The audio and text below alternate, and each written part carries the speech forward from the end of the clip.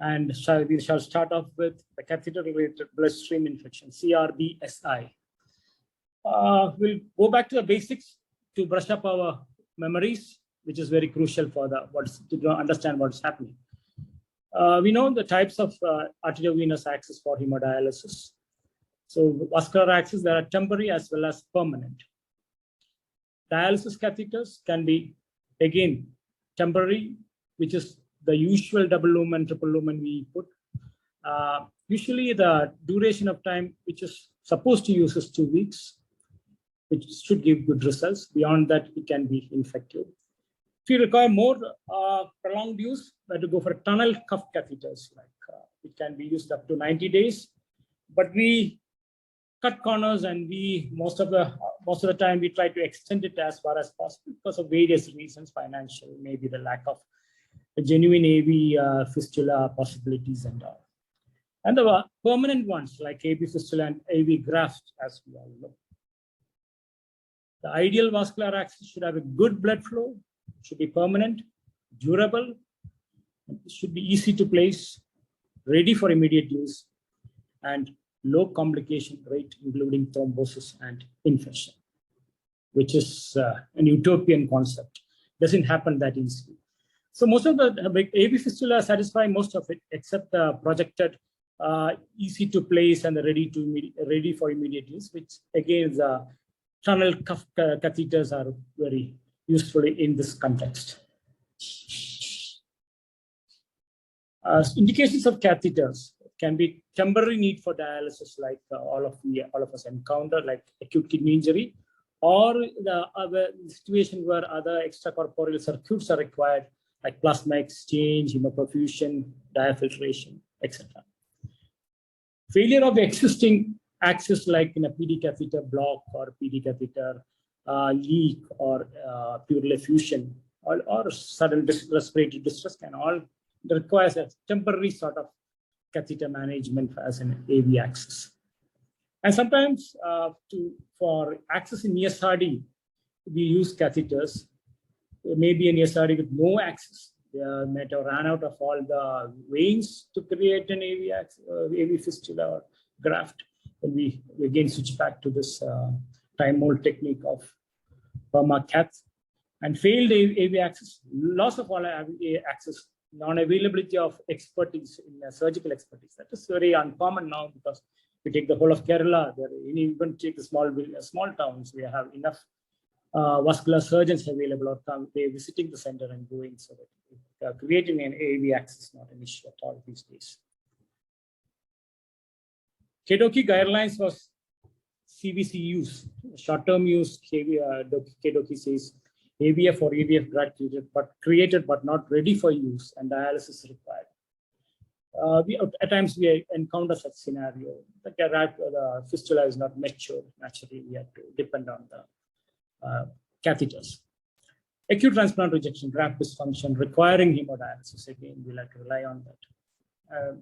PD catheter blocks or leaks, whatever it is. It's a temporary again.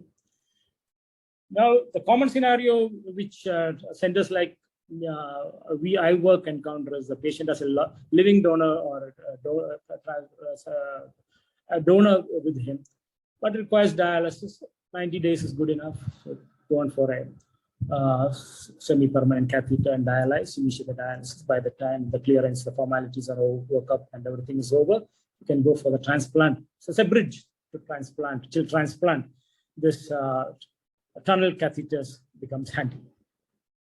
AVF or AVG complications such as major infiltrate injury to the limb injury or limb inflammation or any cellulitis of the AV fistula hand.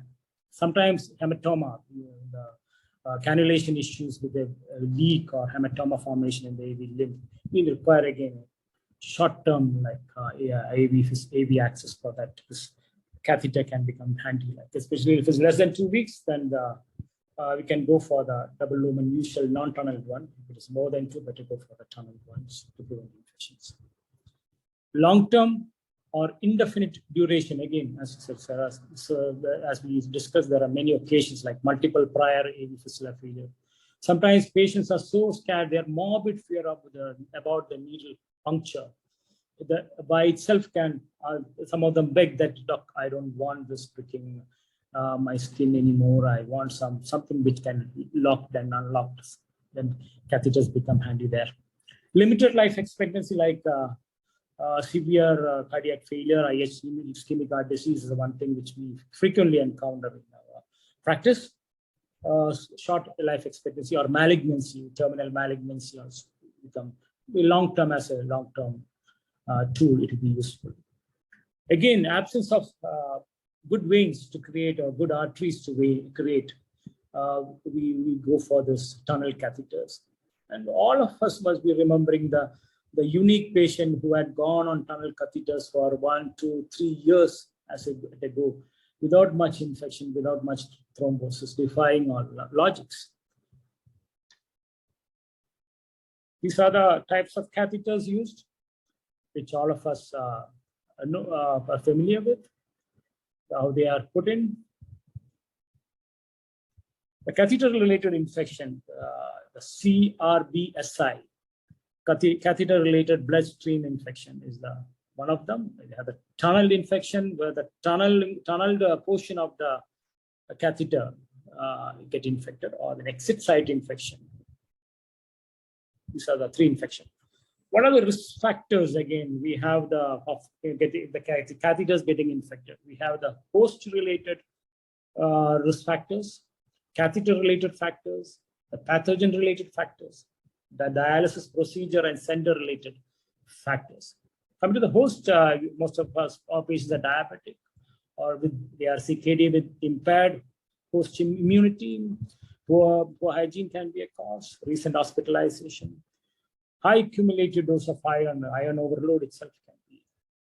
They become very prone for infections. Catheter-related factors, like many are there.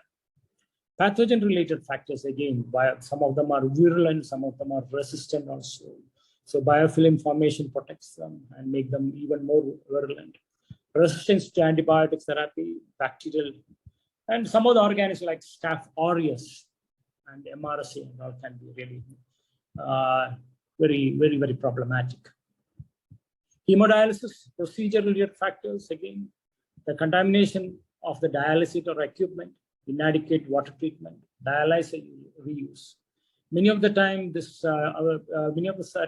it can be a problem that dialysis unit get colonized by strange bacteria. So they keep on perpetuating and getting frequent infection by the same organism. Most of us must have encountered this scenario. I'll come to that later. Transmission of these organisms can be exogenous, like inadequate, as I said, dialyzer reprocessing procedure can be inadequate. Inadequate treatment of municipal water, the RO system may not be working, the UV lights may not be working, the tanks may be infected, or the tubings may be colonized, or the staff may be having Staph aureus, carriers among them. Contaminated medical vials can be really troublesome. Some of the heparin vials, so it can be povidone iodine, can get infected by microorganisms. You must have like certain organisms like Burkholderia cepacia, as well as Ralstonia picketi, and all can get infected. And they dwell in the dialysis room for ages, because it's very difficult to eradicate them. You have to track them down, identify where they are sources, and eliminate them. That's the only way you can save the system, or they can get frequent infections by these organisms. The endogenous invasion of bacteria in or on the patient, like the carriers, or can be from their from the urinary system, urogenital system, from where they can get seeded onto the catheters, or from the diabetic foot, which carrying an abscess, which can again seed the catheters. Exit site infection usually stated as around a 2 centimeter radius around the exit site. You get induration or redness, maybe associated with drainage or the associated tunnel infection or septic features. If it is very localized to the exit site, muprosine ointment or exit site care will clear it off. If it is spread into the tunnel or the systemic system, you might require the catheter change or removal. Catheter must be removed in certain scenario like systemic signs, post-expressed infection persisting, or blood cultures are positive. It's a classical picture of exit site infection. The tunnel infection, I said, along the subcutaneous tunnel. If the pus is extruding from through the exit site of the sepsis features are there, again, we'll have to treat it aggressively, or sometimes removing the catheter may be required. And changing the catheter over a guide wire is forbidden in such scenario because already the tunnel is contaminated with the microorganisms. Better to get a site holiday and go for a new tunnel after a short interval.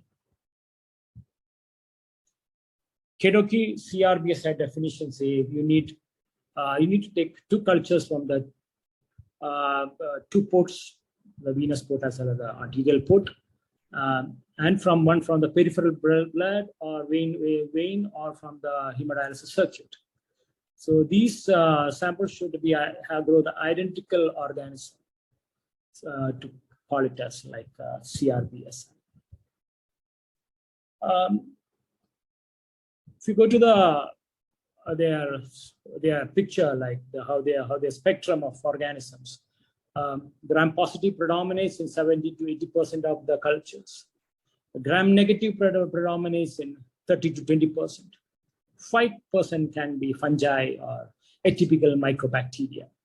If you take the gram-positive one, again, it's a cons which is predominating, which is skin flora usually. The Staph aureus closely follows. Enterococcus faecalis also there. So this is how it is. So this is usual. But if you're, as I said earlier, if your dialysis unit is conquered by an external pathogen like Burkholderia or like Ralstonia or Stenotropomonas maltophilia or strange organisms we keep hearing every day coming from different senders, and Elizabeth Kinkia, like Meningos septicus, noble organism. If you enter into your dialysis room, she's very, very reluctant to leave. Maybe most of the nephrologists are males. Coming to the Staph aureus, again, the annual incidence of bacteremia is around 6 to 27%. Associated with more than 3-fold higher rate of infectious complication, 4-fold greater risk of recurrent bacteremia, septic death in 3 months. One point I like to highlight here is when you get a Staph aureus infection, sometimes it can go subclinical. And after 2 months, 3 months, the patient comes with an infective endocarditis, or patient comes with a septic arthritis, or an epidural abscess. You have to look into the catheter system also. The problem might lies there. So, because all these metastatic infection in Staph aureus can be delayed for 3 months or 6 months. So you might miss the primary infection as such.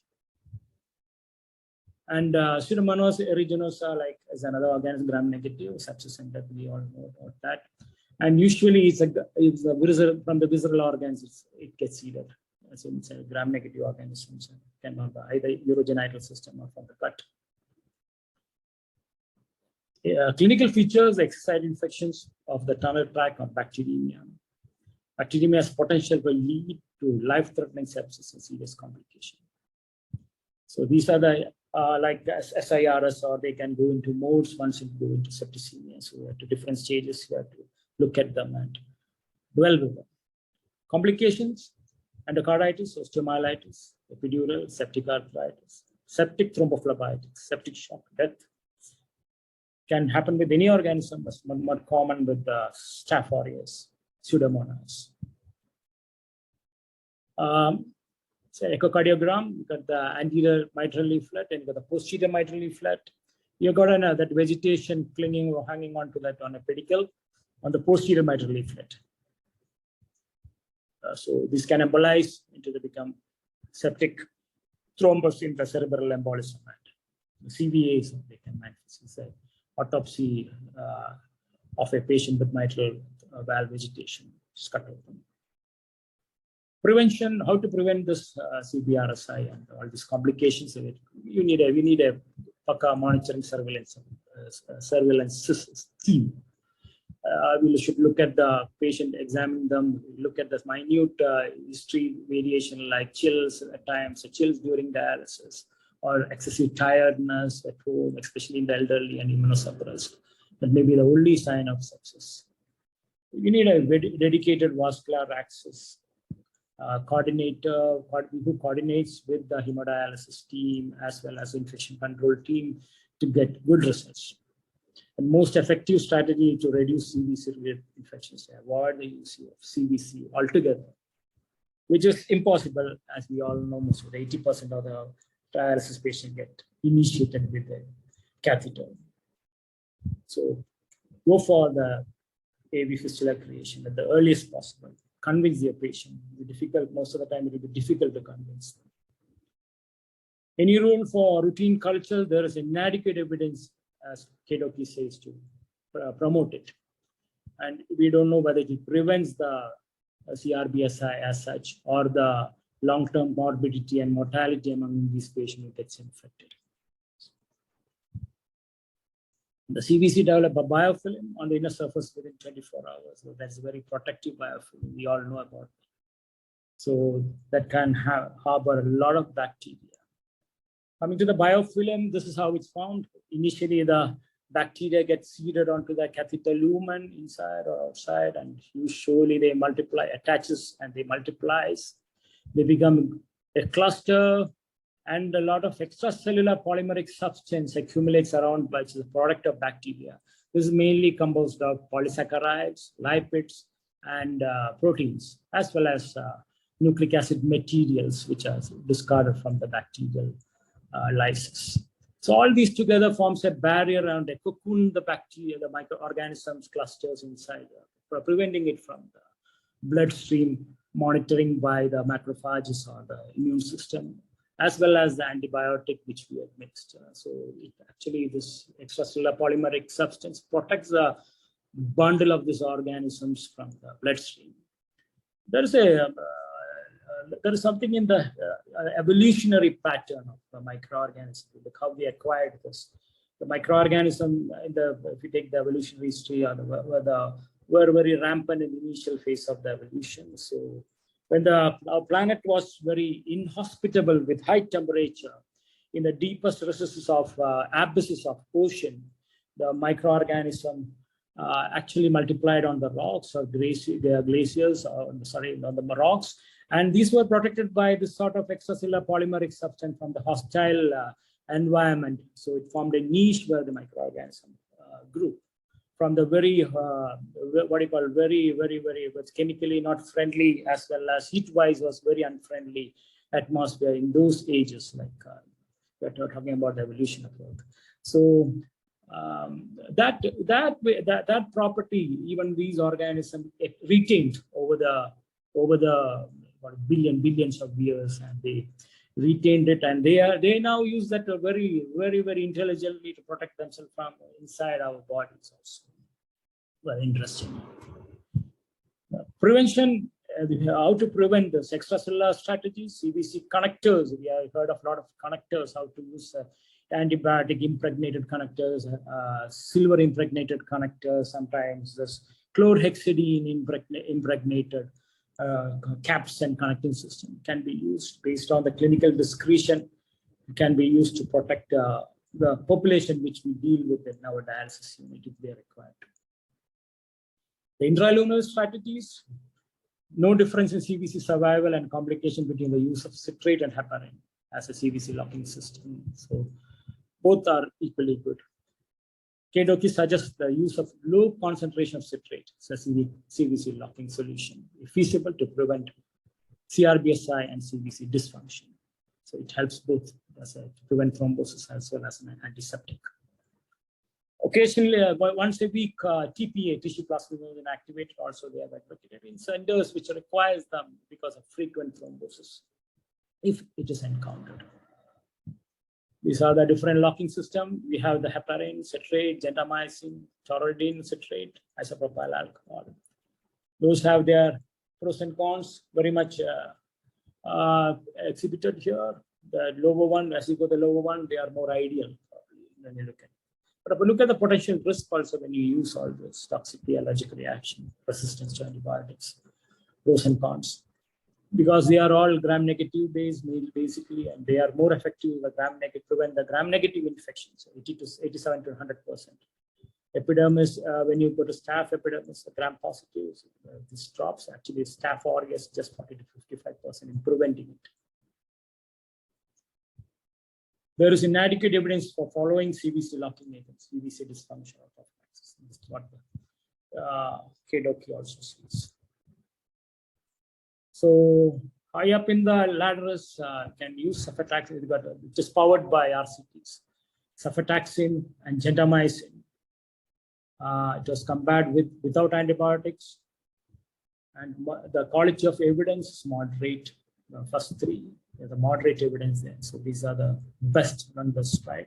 Cotrimoxazole, methylene blue falls down in the evidence collection, and vancomycin, very low evidence. Cefazolin, again, minocycline, they have used, tried on many things. Evidence come lower and lower.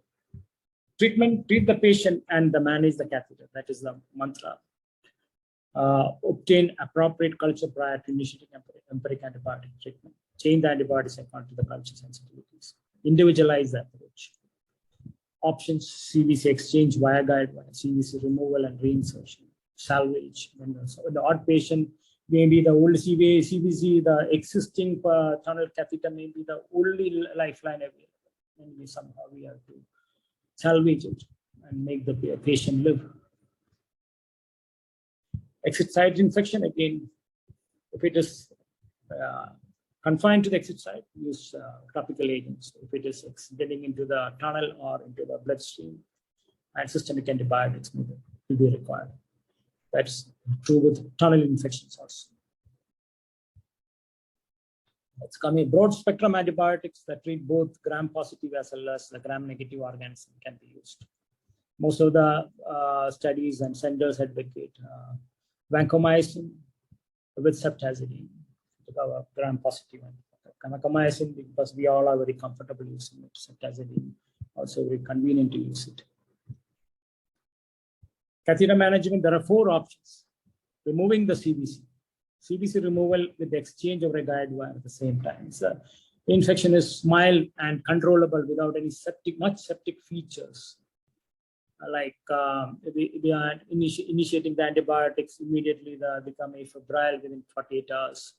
Definitely, a exchange over the guide wire can be using the same tunnel can be thought of. That'd be more convenient, easy to do. CBC removal with a new CBC replaced at a new site. CBC free duration. The sepsis takes time to settle. We can use, or tunnel infection is, we can use the same technique. Retaining the CBC, retain CBC and use antibiotic CBC lock, as I said, which is a precious CBC. Retain CBC without use of antibiotic. Immediate removal with delayed catheter placement. It should be done on all sick patients who are hemodynamically unstable with features of SIRS, MOD, sepsis. Persistent fever 48 to 72 hours of initial systemic antibiotics calls for it. Metastatic complications, we'll have to wait till everything settles before going for a permanent access, especially infection due to aureus, staph aureus, pseudomonas, fungi, and mycobacterium. In uncuffed temporary CBC, CRBSi due to gram-negative bacilli, staph aureus, and Enterococci, fungi, and bacteria warrant CBC removal, all these organisms. At the earliest, with uncuffed direct double lumen jugular, we have to remove it immediately at the earliest possible. We can't take risks because sepsis and we can get things out of hand very quickly. So once the patient comes to the center with features of CRBSi, either assess him clinically whether the patient hemodynamic is stable or unstable. If he's unstable, shift him to ICU, make sure ABCs are stable in its consider ICU, and call in the teams. The patient is hemodynamically stable. Again, we'll go for the blood cultures as usual. Start on appropriate wide spectrum antibiotics, check INR, and get prepared for eventualities. The coordinator should contact the hemodialysis unit, the infection control unit, as well as the vascular access persons, and coordinate accordingly for the next step. If the blood culture is seen as negative, it has settled or nothing has grown, stop antibiotics and observe him. Probably he'll be out of hospital in 24 hours, 48 hours. If the resolution of bacterium and fungemia and fever is 2 to 3 days, look at what has grown. It's called cons, gram-negative, or staph aureus. Accordingly, antibiotics 14 days guide-wire exchange can be thought of. It's a controllable organism. Features of sepsis are not there much. Remove CBC antibiotics again. Strongly consider T in staph aureus. Always look for catheter. Look for the tricuspid valve as well as mitral valve for any infective endocarditis. Candida again. We'll have to look at this. These valves also can get infected by them. So look at them. Persistent bacterium in spite of treatment and fever and everything is persisting. Arrange for urgent CBC removal and better to avoid guide-wire exchange in such scenario. Antibiotics should be given to 4 to 6 weeks, like in that case, depending upon the organisms isolated. If it is staph aureus, definitely 4 to 6 weeks. So antibiotic blocks and concurrent systemic antibiotics may be an alternative treatment strategy to preserve the CBC again. And no RCT, but several observation studies have proven that eradication bacteria with antibiotic blocks in conjunction with systemic antibiotics compared with CBC exchange or removal conjunction. But 80%, as I said, go for AV graft or AV fistula at the earliest, but it's difficult. Risk factors, as you see here, as soon as we put in a catheter, tunnel catheter, whatever catheter for dialysis, the percentage of infection goes up with each days. 90 days, you can see that actually goes up, and above. So that's how the infection graph showing. Risk factor for catheter-related bacteremia, the duration of catheterization, condition of insertion, catheter site, especially if it is a femoral catheter, can get infected fast. Repeated catheterization, more manipulation of the catheter is required, hypoalbuminemia, all these are risk factors for getting infection. Empirical antibiotic, as I said, vancomycin. We all are comfortable with vancomycin because it's very convenient to use in the dialysis population because of alternate day, 1-3 per week hemodialysis. Gram-positive, the vancomycin is a choice. And gentamicin, we don't use it because we don't do the therapeutic drug monitorings, and we don't know when it's going to be toxic and knocking off his 8th nerve. So generally, we all doesn't use gentamicin. Ceftazidime, definitely, we are happy with that. And if it is certain scenarios like the staph aureus identified, the gram-positive, other than MRSA is identified, can shift over to cefazolin, which is very good in such scenarios. And daptomycin, in case we can't use vancomycin or MRSA, or there is actually we nephrologists are happy using vancomycin because already they are ESRD stage 5 CKD. So dose dependent toxicity for vancomycin is only for the renal part. The Redman syndrome or hypersensitivity can be infusion speed related, or it can be just idiosyncratic reaction. So vancomycin, most of the time we are able to use unless it produces the Redman syndrome or infusion-related syndromes. Then daptomycin can be the choice there. Daptomycin is a good molecule and can be used. The only scenario problem is its Achilles heel is there for daptomycin because in the pulmonary component of infection is there. The daptomycin gets neutralized in the pulmonary tree because of presence of surfactant. So in pulmonary infections, if the MRSA is having pulmonary infections or pulmonary abscesses, the daptomycin become ineffective in clearing that part. So methicillin-resistant Staphylococcus, again, vancomycin is a drug of choice, can be used, and whenever possible, look at the levels. In India, certain centers are doing vancomycin levels. We can titrate and keep adequate levels so that the pathogens are eradicated, or even area under the curve can be looked at. So that is what people are advocating now, AUC for vancomycin for better therapeutic results. The methicillin sensitive Staphylococcus shift over to cefazolin, that is a better molecule in such scenario. Vancomycin resistant enterococcus, again we can go for daptomycin, as I said. Different regimes are put there. Gram-negative, ceftazidime, candidemia, one of these antifungals can be azoles or can be used according to the culture sensitivity reports. Coming to the Staphylococcus aureus, the commonest pathogens are isolated in catheter-related infection. Empirical therapy should always contain, and most of the time we should expect like MRSA in that scenario. They exist in clusters, as you know, like grapes, unlike the streptococci, which exist in chains. So, MRSA was methicillin-resistant Staphylococcus aureus was identified in 1960 with the introduction of methicillin. Methicillin was introduced around 1960 in Europe. Immediately, the MRSA was identified. Now, currently nobody uses methicillin because methicillin is very unstable molecule. Even the labs doesn't use.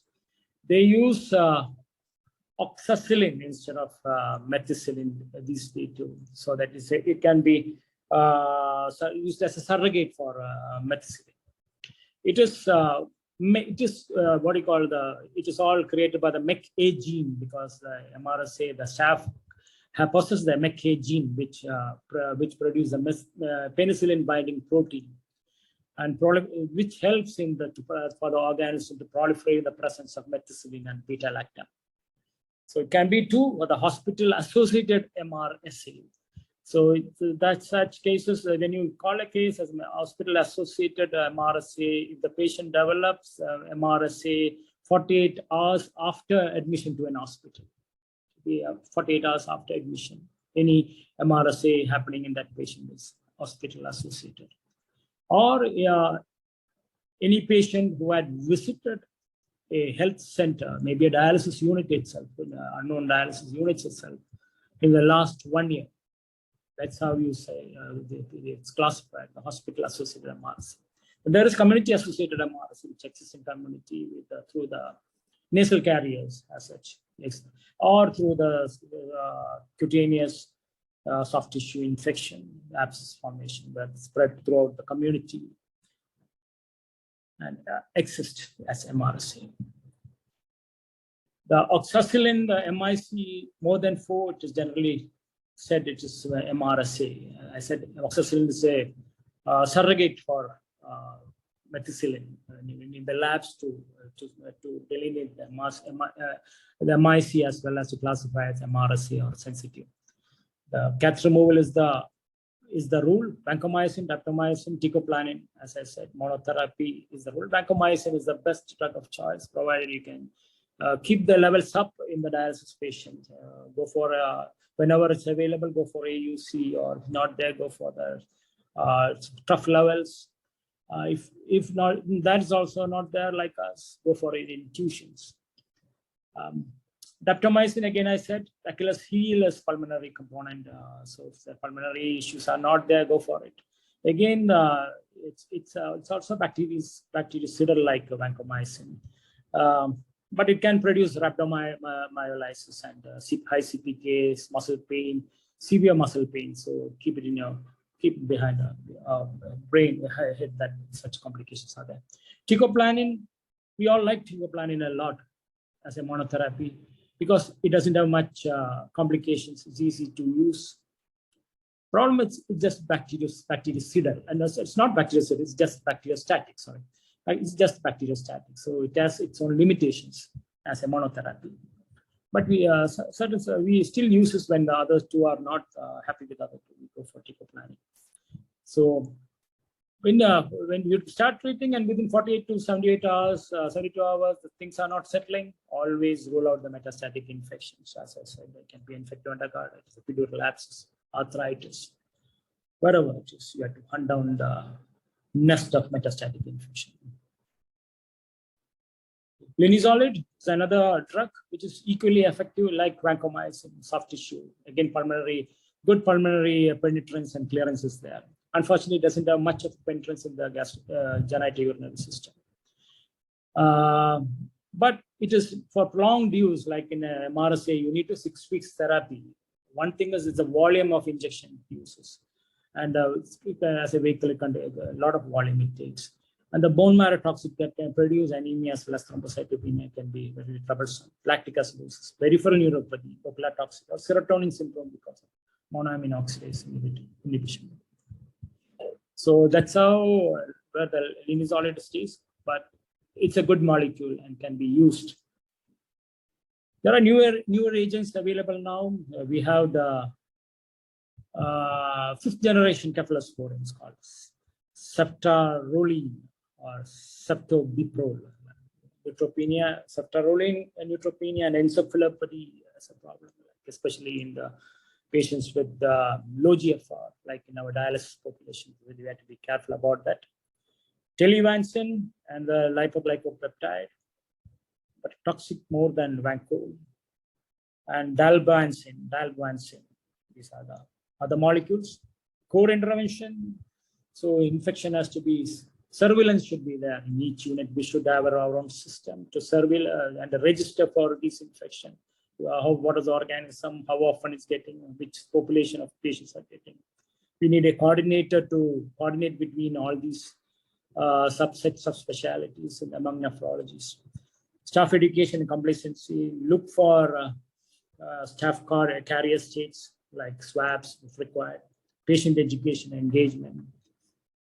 Chlorhexidine skin and antisepsis and MRSA. All MRSA, once they recover, we should go for a swab test. And if decolonization, if required, should be done on these patients and their relatives so that next infection doesn't keep happening, because staph can recur in the same patient and it takes away the patient's life. So we should be careful on that front.